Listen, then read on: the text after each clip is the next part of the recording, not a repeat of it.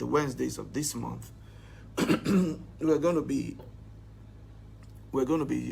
looking at the trumpet.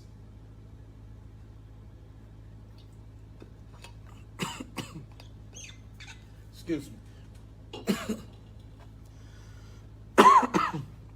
Sorry, excuse me. So we're going to be looking at the trumpets. And last week we saw, excuse me, a couple about the trumpets. So today we're going on.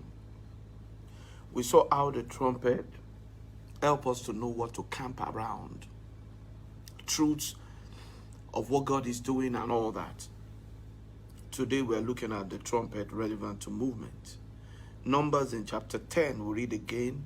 Numbers chapter 10 from verse 1 to 10. And the Lord spake unto Moses, saying, Make thee 2 trumpets of silver, of a whole piece shalt thou make them, that they mayest use them for the calling of the assembly, and for the journeying of the camps. When they shall blow with them, all the assembly shall assemble themselves to thee at the door of the tabernacle of the congregation. So there's a blowing that gathers the people to the presence of God. PhD is one of the blowing that is gathering people to God's presence. And if they blow but with one trumpet, then the princes, which are the heads of the thousands of Israel, shall gather themselves together. There's a blowing that gathers certain particular gifts and callings and talents and capacities. You understand? When ye blow an alarm, then the camps shall lie on the east part shall go forward. That's the blowing for movement. When you blow an alarm the second time, the camps that lie on the south side shall take their journey. They shall blow an alarm for the journey. So they blow, and then people know when to move.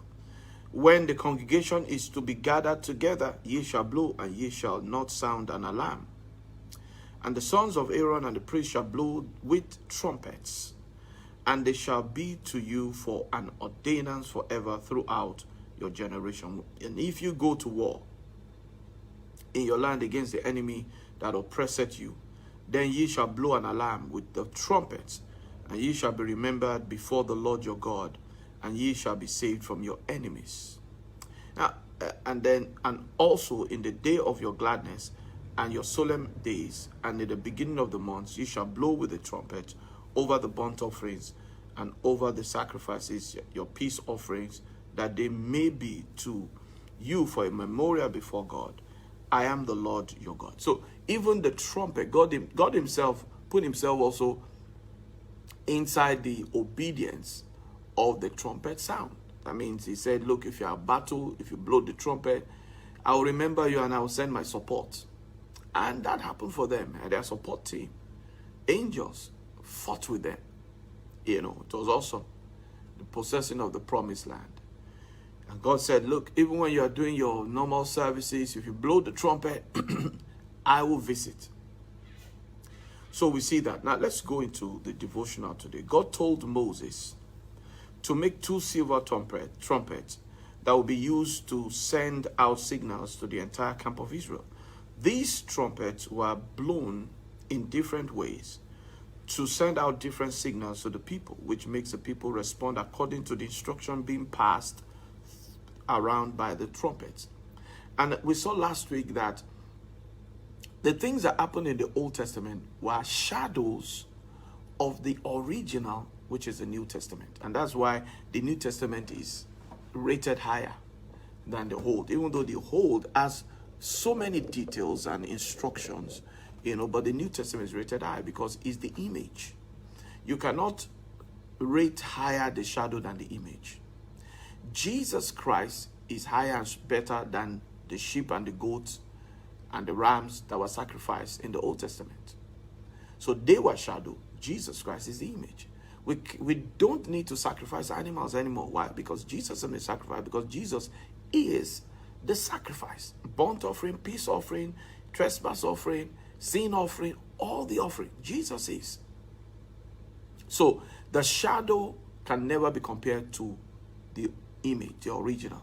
And that's why in the same way, the trumpet here in the Old Testament is not to be compared to the trumpet in the New Testament. All right? And Paul was even laying it in 2 Corinthians chapter 3. He called it the ministry of condemnation, the ministry of the law, and then the ministry of the Spirit, the ministry of grace. He said the ministry of the Spirit and grace ought to exceed in glory. So we're going to see glory like we've never seen before. It's something that is so promised. All right? And these trumpets are also blowing now. And we need to know when the trumpet is blowing. In the New Testament, the trumpets are messages and moves of the Holy Spirit that God is using to tell us what instructions that God is passing across to his children individually and in the body of Christ in general. Now listen, God can speak to us, but we must understand that it is not every time that God wants to talk. Sometimes he just wants to give body language.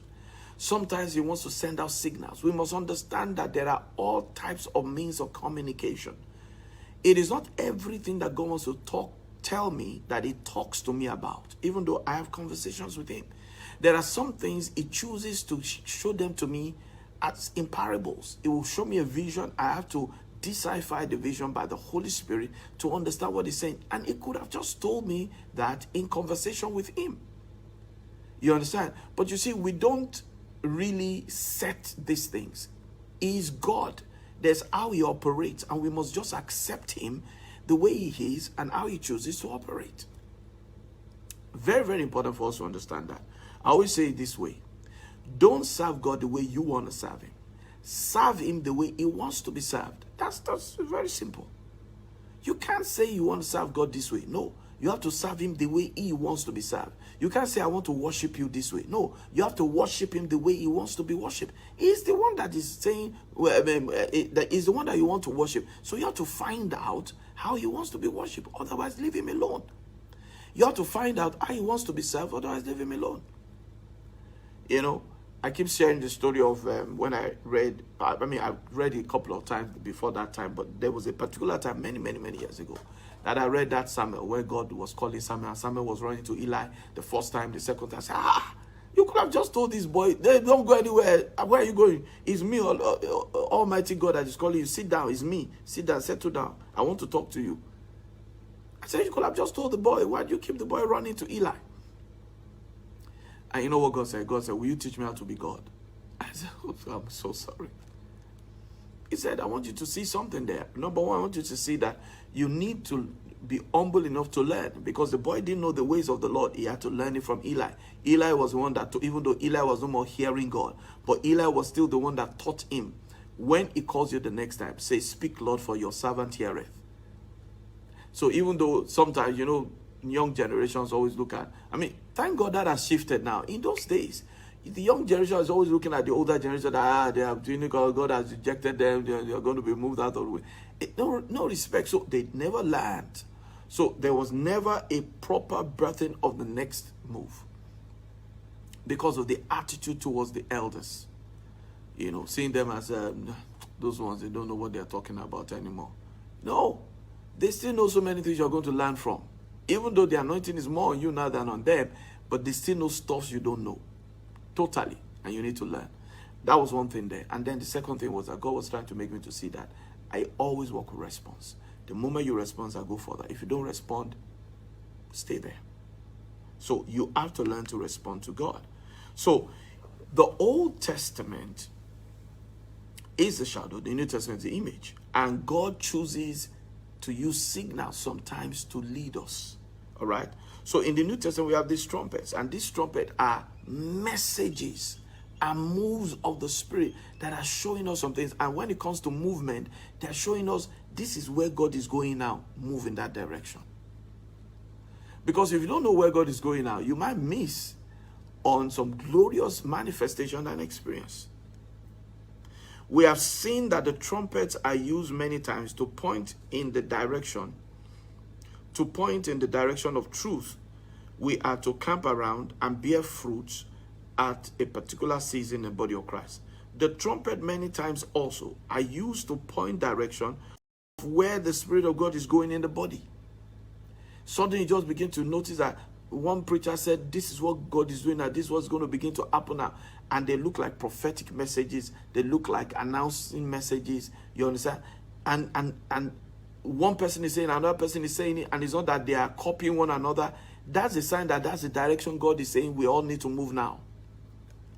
We all need to move now towards the fullness of Christ. We all need to move now in the direction of the manifestation of the sons of God. That's the direction God is going. We all need to move now in the direction of intimacy. That's the direction. That's the move. That's where God is. That's the movement direction now. These trumpets are seen in messages and spontaneous moves that are experienced at different times in some strategic gatherings of saints. The trumpets that point direction of movement of the Spirit in the church as prophecies that keep coming over and over again. Come as prophecies that keep coming over and over again through different prophetic voices. These prophetic announcements are followed by spontaneous manifestations of the things the prophecies are talking about. And that's how God starts. If you want to know where God is going next in the body of Christ, all right, where God is going next in his eternal program on earth, listen to the prophecies, and listen to the prophecies that are sinking. You know, they are resonating one another. And they are speaking of what is next, what is going to manifest next, what is going to be the next kind of things we're going to begin to see in the church. I'm talking about, you know, there are a couple of things I've been saying to us, and you need to take heed to these things.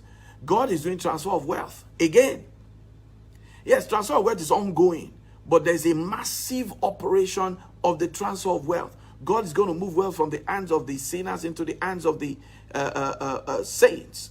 So we have one of the studies this month that focuses on that.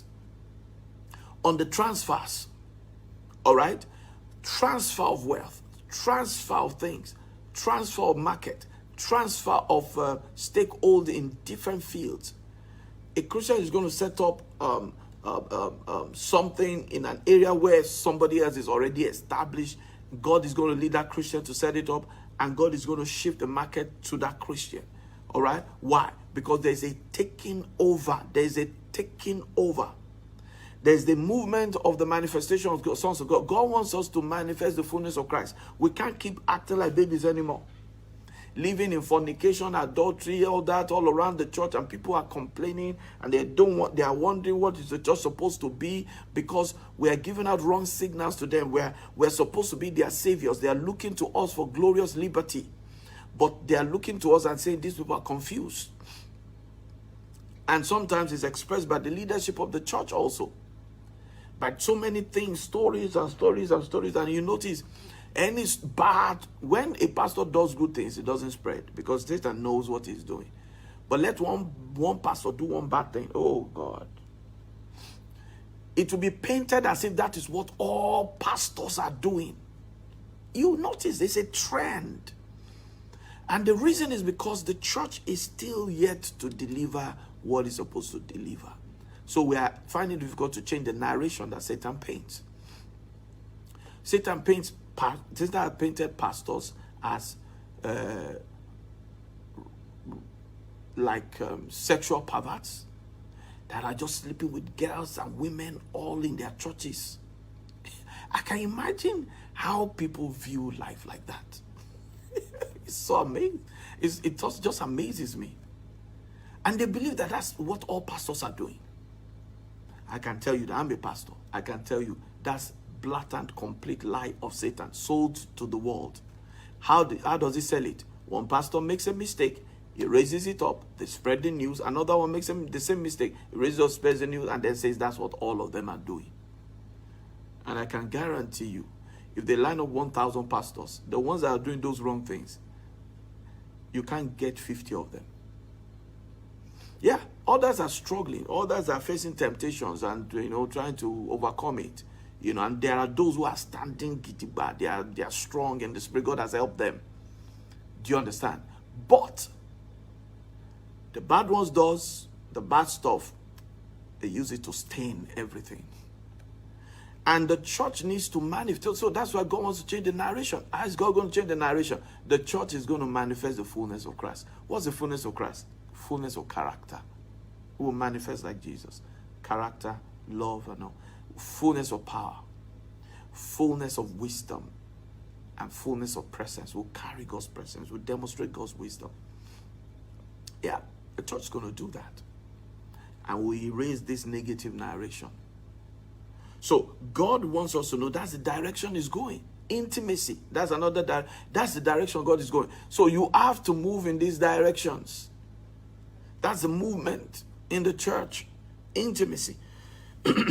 Hallelujah. The trumpets that point direction of movement of the Spirit in the church comes first as prophecies that keep coming again and again in different places.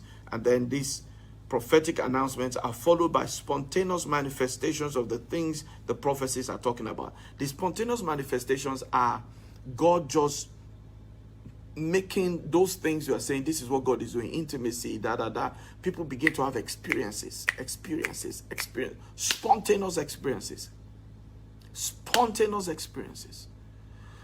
Spontaneous experience. One of us was telling me on Sunday, there was a word that came where God said that someone, you didn't want to go to church, but go to church because God has something amazing waiting for you. And she had an unusual encounter in church. And she was just prophesying and all of that stuff. The Spirit of God came upon her in a new way.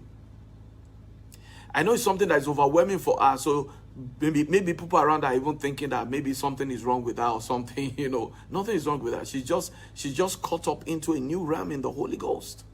And because it's new to her, she's overwhelmed herself. So sometimes there may be some extreme actions, but it's just still the Holy Ghost. So those spontaneous manifestations will come. They come. In our services, we see once in a while, you see somebody will just have an unusual encounter. The person will come to me. This is what happened to me during the service. This is what I saw. This is what happened to me. And all that. God is doing that. Why? Because He's showing us this is the direction I'm going. So as we are prophesying it, He's giving spontaneous experiences. The last set of things that will happen, that shows that this thing has settled properly and God is really moving mightily in that direction, is that He begins to send the trumpets of teachers that begin to teach about these things. And I thank God on PhD, one thing God has given us here is He has given us the prophetic announcement and the teaching announcement. So we are not just announcing it to you that this is what God is doing. We're teaching you how to flow into it. We are leading you into how to flow into it. God wants this now. All right? The teachers with teaching that will help many in the body of Christ to replicate and manifest the spontaneous manifestation. A new move then fills the church and then fills the world and the earth through the church. That's how it moves. Prophetic announcement, what God is doing, then spontaneous encounters, in line with what God is doing, then people begin to teach about it, and then people are able to flow into it easily. It's time. It's time to respond to the trumpet. Now, let me say this. Sometimes the trumpet is blowing in your individual life. And it's unique when God blows His trumpet directly to you. You say, hey, Pastor, does that happen? Yes, it happens. You just suddenly find a season where you are praying, you just go into worship. You want to pray, you made up, I'm going to pray. Then suddenly you just find out that you just flowed in worship. And you spend more time worshiping than praying. You say, but I want to pray. God is simply telling you the trumpet direction in your life at that moment is worship. That doesn't mean you should not pray. You should pray, but spend more time worshiping. Because when you do, then you are going to obtain more results and better results than you received in prayer. Sometimes you just find yourself having this crazy hunger to read the word. That's a trumpet in that season. God is doing amazing things. And it's time. I want you to pray. Pray and say, Father, help me to recognize the blowing of your trumpet and be able to follow the move of your Spirit in your body and in my personal life. In the name of Jesus. Pray in the Holy Ghost with that. The Bikot Kaniandasho. Ovia pesketu shananda, akosko tu fiambesco taka, ezeseto nyumbambo rukete, ekoko fiamosko talida, rei shofia meskotaskia tukumambi pina, brede kotoka license yusufiam peske tukalapa, pabiganando riande, kakoshko fiambusco to, ayasi sekoto mambiamba rakoro govia pesco toka, ezisandaya. You're saying, Pastor, how did you know that that's what's happening to me? I want to pray and then I'm just worshiping. And that's not what used to happen to you before. But in recent time, it just began. God is telling you, my daughter, take it easy. I know how you win this battle. Is worship. But you want to pray fire. You want to send this fire. You want to send brimstone. You want to send thunder. But God says the thunders and the fire is going to come through worship, through praise. All right? You see, we have to get into the gear of following the Holy Ghost to really have the victories like we are supposed to have. You can't keep using the formula you know. All the formulas are of the Holy Ghost. All the formulas, they're of the Holy Ghost.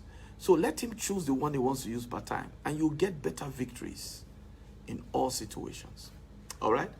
Now let's confess a few statements this morning.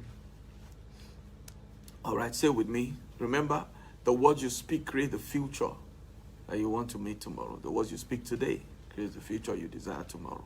So say with me, say in the name of Jesus, I am a new creation in Christ Jesus.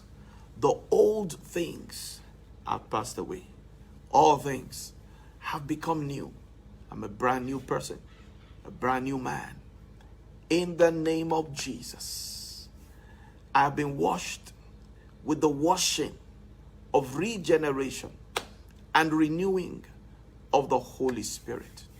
Therefore, my body, my organs, my systems, my bones, my cells, my genes, my DNA cannot be corrupted, deformed, or defiled by any force, anyone, or any vaccine. In the name of Jesus, the blood of Jesus flows in my blood and in my lineage.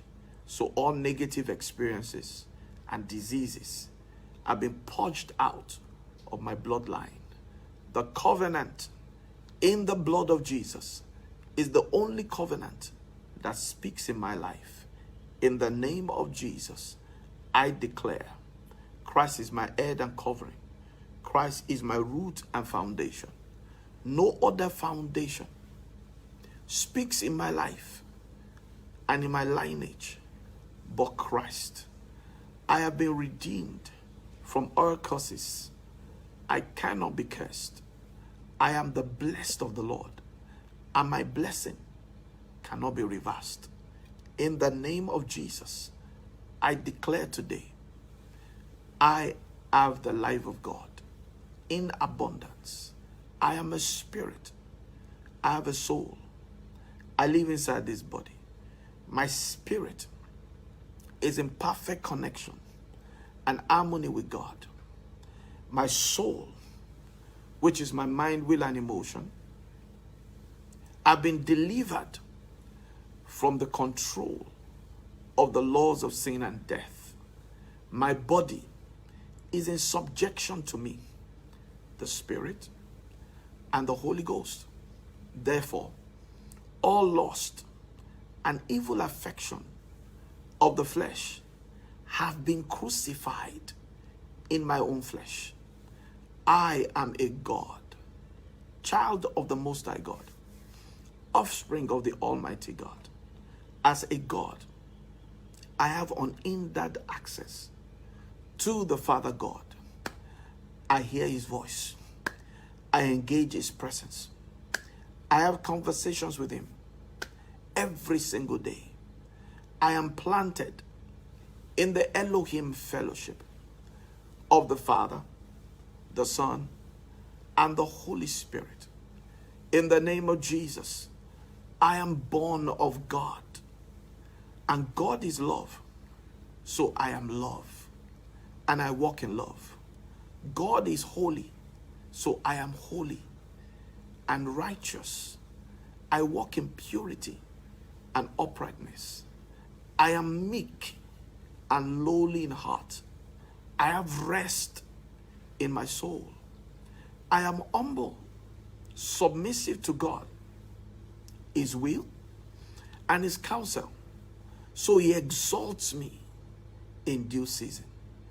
And I enjoy abundance of grace. I am blessed with the blessing of Abraham. I am empowered to prosper, to go forward, to grow, and be very great. In the name of Jesus, I have the power to get wealth. And by this power, doors, opportunities, connections for wealth flow my way, and I harvest wealth. In the name of Jesus, money follows me and serves me as my slave. I am blessed with abundance of it. By the stripes of Jesus, I have been healed. I'm surrounded with favor. As a shield, I'm highly favored. I have wisdom for every situation and occasion. I and all that are mine will dwell in God's secret place, under God's shadow.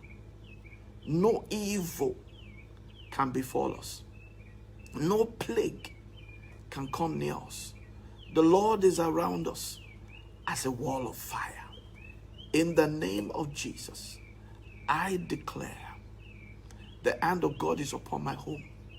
My home is God's habitation and heaven on earth. My children are taught of the Lord. Great is their peace. They are mighty on the earth. In the name of Jesus, I am head and never tail. I am from above and not from beneath. So I am lifted high above all else in my field of work, labor, and engagement.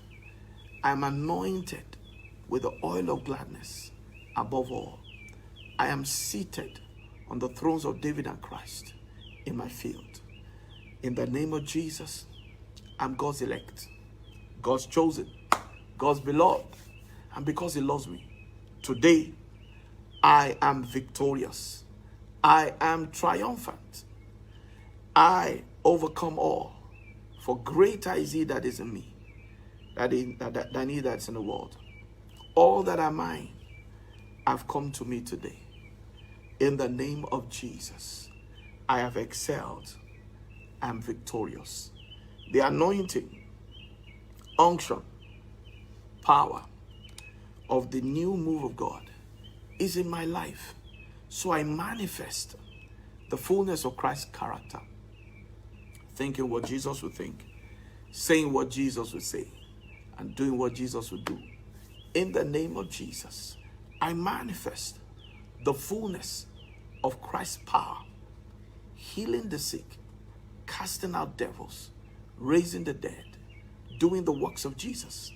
I manifest the fullness of Christ's wisdom in all fields of my calling and assignment, of the will of God. I create solutions. I do exploits. I achieve mighty things. I manifest the fullness of Christ's presence. Wherever I am, the presence of God soaks the place. Sinners have come to Christ. The sick have been healed. Demons fled. The powers of hell were seized. And the glory of God covered the earth as waters covers the sea. In Jesus' mighty name, amen. Pray in the Holy Ghost right now.